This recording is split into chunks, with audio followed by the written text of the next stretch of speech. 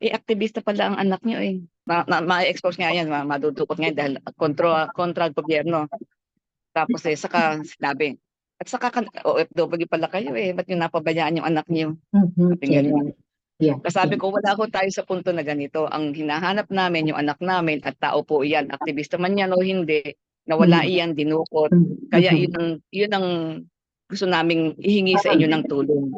Yeah. Yung dating hatred na nandito sa dibdib ko, yung hindi naman maaalis talaga yung galit ko sa mga tao na yun, eh. Mhm, Pero nai-address ko sa ibang bagay. mhm, Ituloy yung gawain mo bilang, community leader, yung naka-expose ka sa tao kahit paano mhm, na tumatatag kang lalo dahil yung expectation nila sa'yo sasabihin, "Ditz, kaya mo 'yan, kilala ka namin, matapang ka, kaya mo 'yan," ganyan, ganyan. mhm, Siguro nga kailangan kayanin ko dahil yun ang ano mhm. nila, yun ine-expect nila sa Mhm. akin, eh.